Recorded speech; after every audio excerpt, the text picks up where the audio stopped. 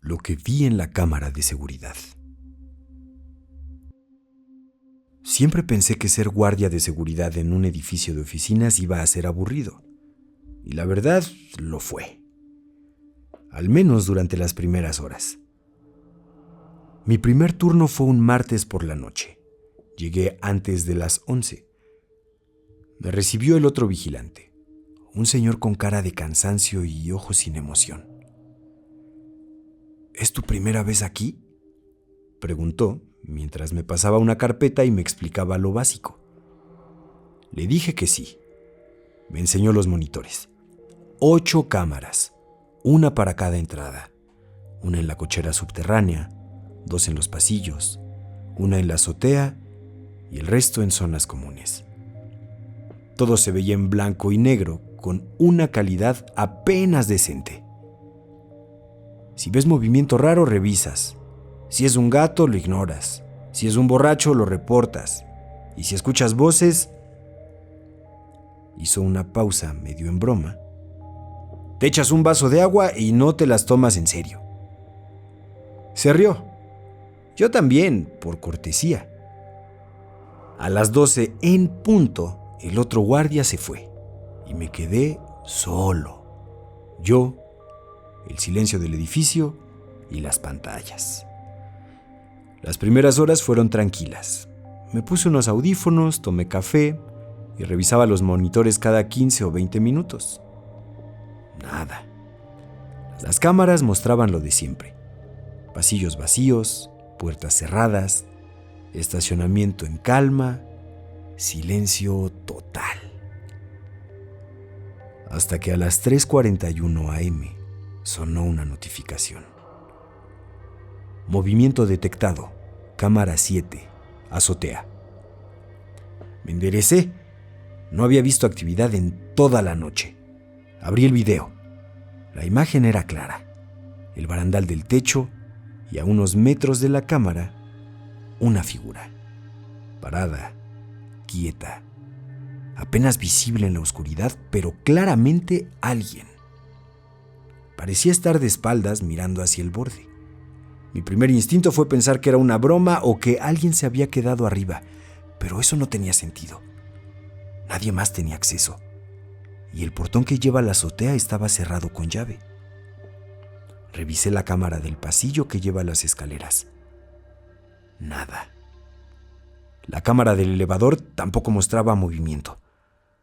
Volví a ver la grabación de la azotea.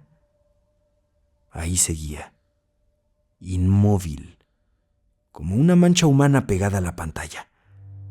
Me levanté, tomé la lámpara y subí. Las escaleras eran angostas, mal iluminadas.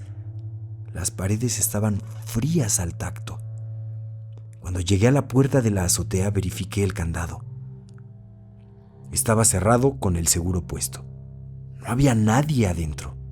No había pasado nadie por ahí. Y sin embargo, el video decía otra cosa. Volví a la caseta.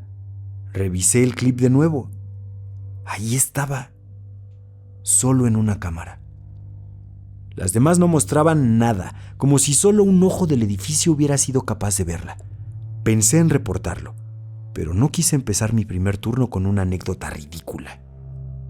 Dije que era un error, un fallo visual. Y me repetí eso hasta que amaneció. Hasta que sonó el despertador del siguiente guardia y me fui a casa, diciéndome que había sido una alucinación del sueño ligero. Pero esa noche volvió a aparecer. La segunda noche pasó lo mismo.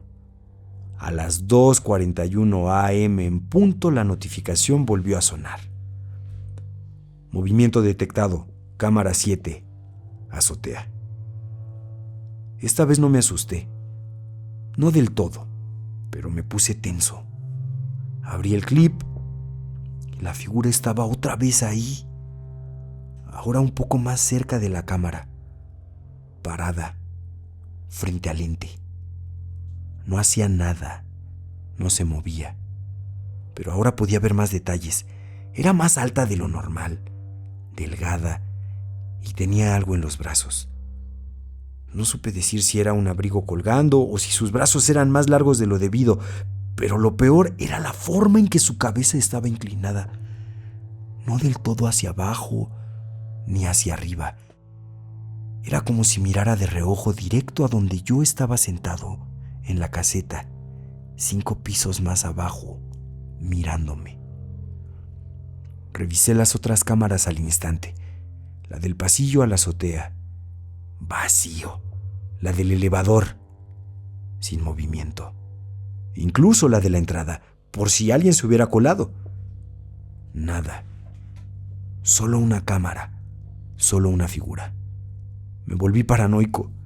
Empecé a revisar las grabaciones viejas de antes de mi primer turno y ahí estaba, en varias noches anteriores. No todos los días, pero sí varias veces. A veces de lejos, a veces entre sombras. Yo no lo había notado y según los registros, nadie lo reportó antes que yo. A la tercera noche, la figura apareció de nuevo, 2:41 AM, y esta vez estaba a menos de 1 metro de la cámara. Su rostro, si es que tenía uno, estaba fuera del encuadre, solo se veía el torso. Y lo más inquietante, su mano. Una mano alargada, torcida, colgando como si no tuviera huesos. Lenta subía por el barandal. Se quedó ahí hasta que la cámara cambió de plano. Yo no hice nada. Me quedé viendo la pantalla durante 1 hora entera, sin moverme, sin parpadear.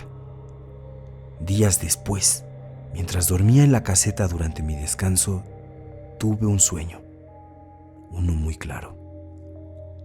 Yo estaba sentado en la silla, como siempre, pero no me podía mover.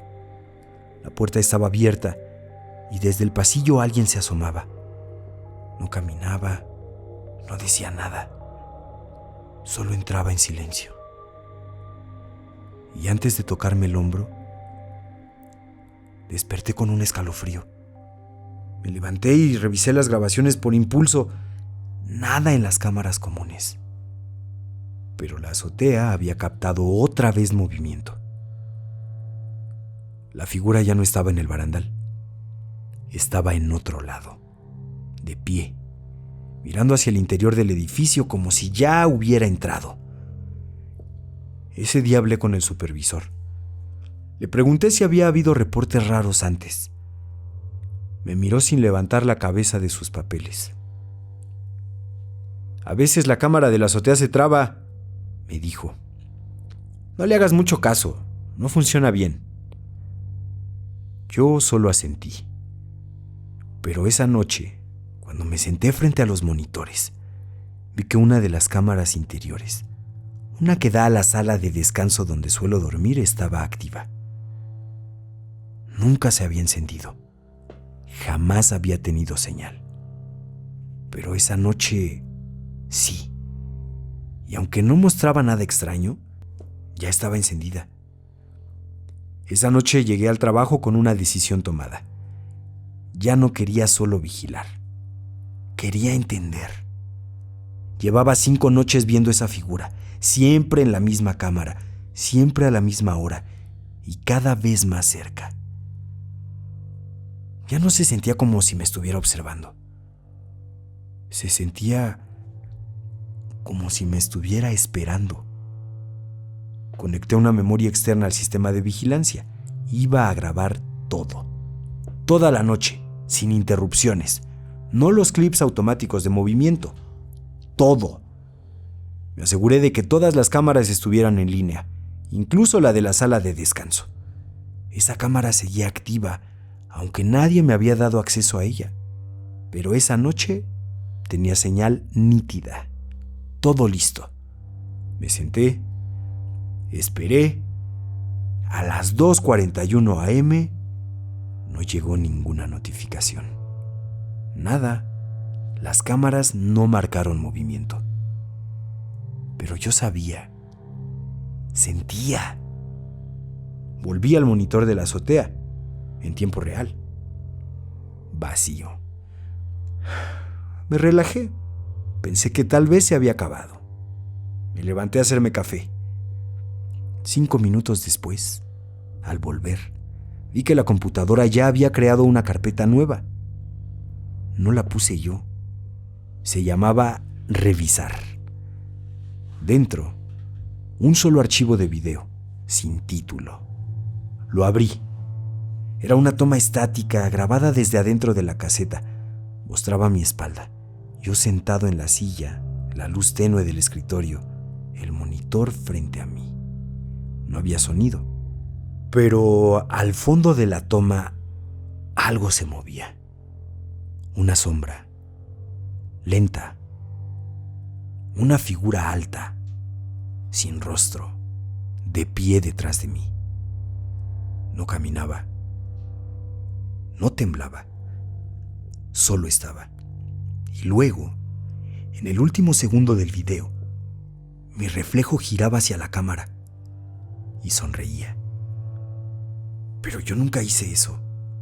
Jamás. Apagué todo, desconecté el sistema, me metí a la sala de descanso, cerré la puerta con seguro y me senté en la esquina con la luz prendida. No dormí. No esa noche, ni las siguientes. Al día siguiente no dije nada. Solo entregué el turno y me fui. Ese fue mi último día en ese trabajo. No volví a ese edificio. No volví a trabajar de noche. No volví a sentarme de frente a un monitor sin revisar 2 veces lo que tengo detrás. Días después revisé el disco externo. El archivo ya no estaba. Pero había uno nuevo. Solo texto. Se llamaba Ya estás adentro. Lo abrí. Una sola imagen. Yo, dormido, en mi cama, grabado desde adentro de mi cuarto. Me gustaría decirte que lo borré, que quemé el disco, que me mudé de ciudad. Pero no lo hice. Lo guardé.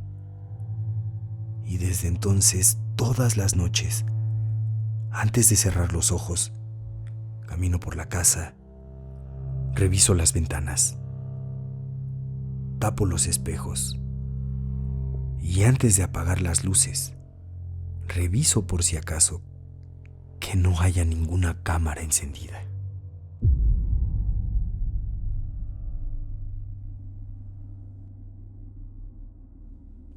Me agregaron a un grupo de WhatsApp de muertos.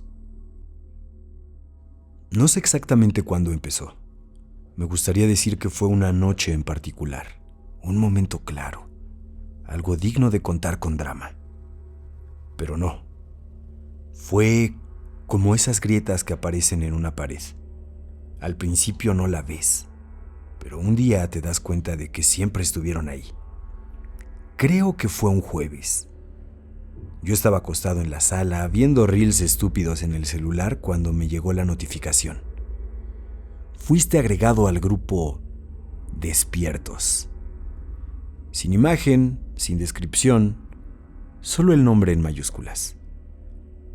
Lo primero que pensé fue que alguien se había equivocado o era alguna campaña rara de spam. Abrí por curiosidad un solo mensaje en el grupo. Ya casi estás listo. Y debajo un número desconocido con una foto en blanco y negro. Pensé en salirme del grupo, pero me ganó la curiosidad. Toqué el icono del grupo para ver los miembros y fue ahí cuando el estómago se me apretó. El primer número tenía como nombre de contacto Mauricio C. Y ese nombre no es común. Era el nombre de un compañero de prepa. Un tipo noble que murió en un accidente hace más de 10 años. Chocó de frente contra un tráiler y durante semanas se decía que había sido suicidio. Yo lo conocí bien y ahí estaba su número, con su foto, la misma de su funeral. Una donde tenía un saco café claro que nunca le gustó ponerse. Cerré el grupo. Pensé que era una broma de mal gusto, algún contacto reciclando nombres o cuentas viejas. Pero al rato llegó otro mensaje. Esta vez de tía Clara. Mi tía Clara llevaba muerta 5 años. Cáncer. Una mujer dura, de las que no lloraban aunque les doliera el alma. A mí me quería. Decía que me parecía a su papá. ¿Te acuerdas del rosario que te llevaste? Ese fue el mensaje. Sin saludo, sin emojis, sin contexto. Yo me había quedado con un rosario de su cuarto, uno de cuentas negras, pequeño. Nunca lo usé. Ni siquiera recordaba que lo tenía, hasta que leí el mensaje. Fui a buscarlo. Estaba en el fondo del cajón de la mesa de noche, entre papeles y calcetines sueltos, igual al que recordaba. No sabía qué hacer. Intenté salirme del grupo.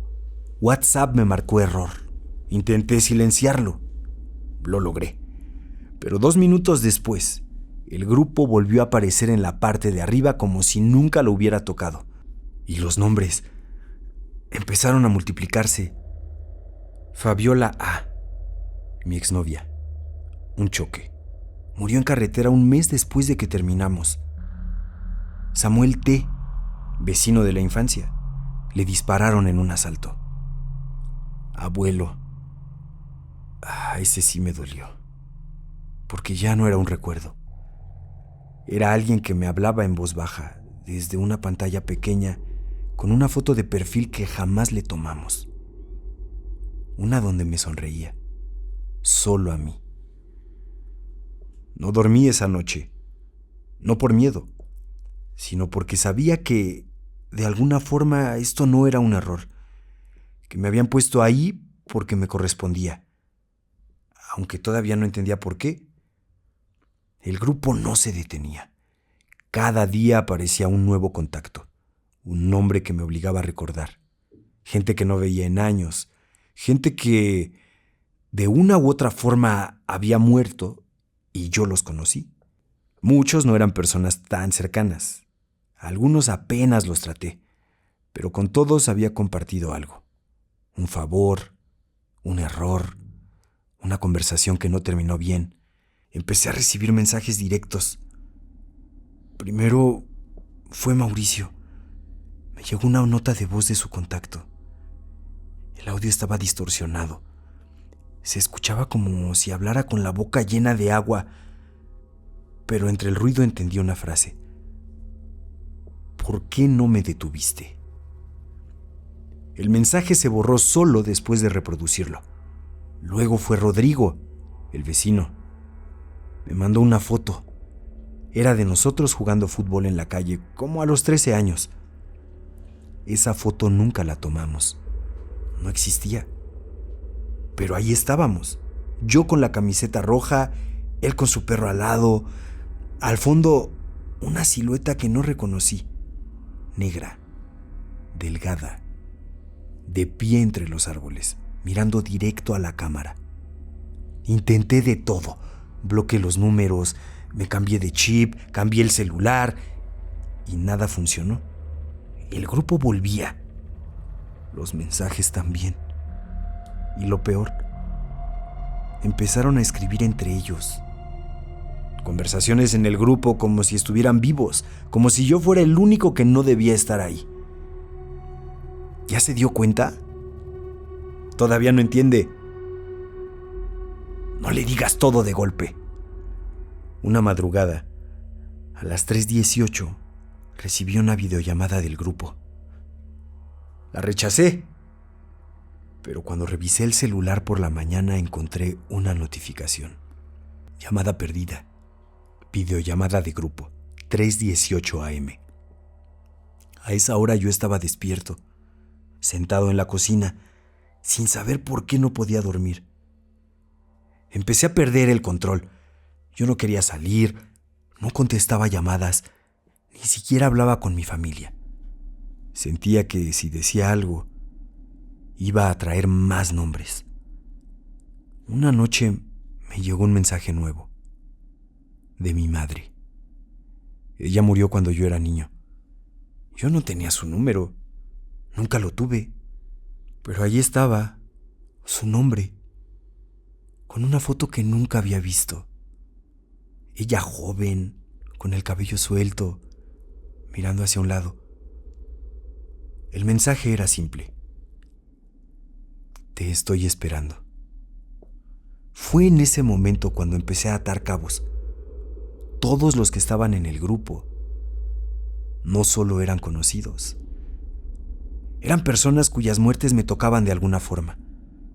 A algunos los había decepcionado, a otros simplemente los olvidé, y a otros les guardaba cosas que nunca dije. Y ahora hablaban entre ellos, como si se hubieran estado esperando, como si yo fuera el último invitado a esa conversación. Y lo más inquietante fue el siguiente mensaje enviado por alguien sin nombre. Cuando estés listo vas a entender, acompañado de una ubicación, una dirección que reconocí, el mismo lugar donde, años antes, alguien muy importante para mí murió. La dirección que mandaron estaba a solo 20 minutos de mi casa. Era una calle vieja, donde antes había una cancha, y ahora hay puro terreno baldío. Ahí, hace ya casi 10 años, murió Alonso, un amigo, un hermano. Habíamos tenido una pelea estúpida, de esas que crees que vas a arreglar cualquier día, pero no hubo más días. Lo asaltaron una noche justo ahí. Yo pasé por esa calle unos minutos antes de que ocurriera. Lo vi, me vio, y no me detuve a saludarlo. Nunca lo conté a nadie. Y ahora el grupo sabía. No quería ir, pero fui. No porque creyera que iba a encontrarlo, sino porque algo en mí sabía que si no iba, no se iba a detener. Era de madrugada, no había luz en los postes, llevaba el celular apagado. No quería que me siguieran hablando mientras estaba ahí. El terreno estaba cubierto de hierba, la reja oxidada, los grafitis de siempre, pero había algo diferente. En el suelo encontré una foto de Alonso conmigo, una que tampoco existía. Ambos riendo, tirados en el pasto, con la mochila como almohada y al fondo una figura negra. La misma silueta que vi en la foto que me mandaron antes.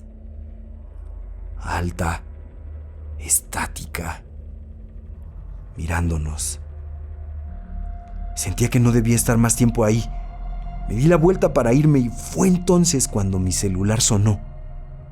No lo había prendido, pero ahí estaba, en mi mano, vibrando. Pantalla encendida. Una nueva notificación del grupo. Bienvenido. En ese momento el aire cambió. Ya no era solo miedo. Sentí algo detrás de mí. No lo escuché, no lo vi. Lo sentí. Me di vuelta muy despacio. Y allí estaba. La figura. No una silueta en una foto. No una sugerencia borrosa. Estaba frente a mí. Alta. Estática. Negra. Como una sombra. No tenía rostro, ni ropa, ni textura, pero sus brazos eran largos y colgaban a los costados, quietos, como si estuvieran esperando una señal. Di un paso atrás y eso bastó. Se movió. No caminó. Se deslizó como si no tocara el suelo. Avanzaba lento, no hacía ruido. Pero con cada paso, el mundo se hacía más chico. Volteé. No había salida. La reja por donde entré estaba cubierta ahora por maleza que antes no estaba. El terreno se cerraba o la noche misma se encogía para atraparme. Mi celular vibró de nuevo. Una llamada del grupo. Videollamada. La rechacé sin mirar y entonces recordé algo. La linterna. Una app. Simple, una luz blanca. Había leído alguna vez, o tal vez me lo inventé, que algunas cosas no soportan la luz directa. La encendí y la figura se detuvo. Alumbré directo al rostro, o donde debería estar el rostro. Nada. Pero cuando moví el haz hacia el pecho, vi algo que se deformaba, como si la luz le hiciera perder la forma, como si su sombra se disolviera en humo. Avancé con el celular temblando en la mano, la luz fija. La figura retrocedió, despacio, casi con lástima. Al llegar a la reja, la maleza ya no estaba, o tal vez nunca estuvo. Corrí sin mirar atrás, corrí hasta que me ardieron los pulmones, corrí hasta que la ciudad volvió a tener postes, ruido, gente.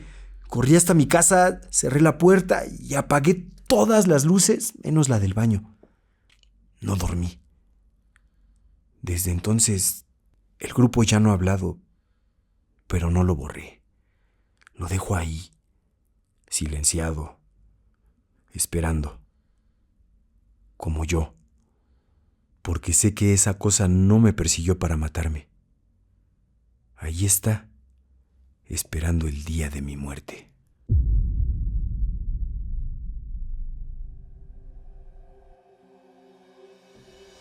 Este testimonio ha terminado, pero el eco permanece. Si tú también has estado en presencia de lo inexplicable, cuéntanoslo. Envíanos tu historia.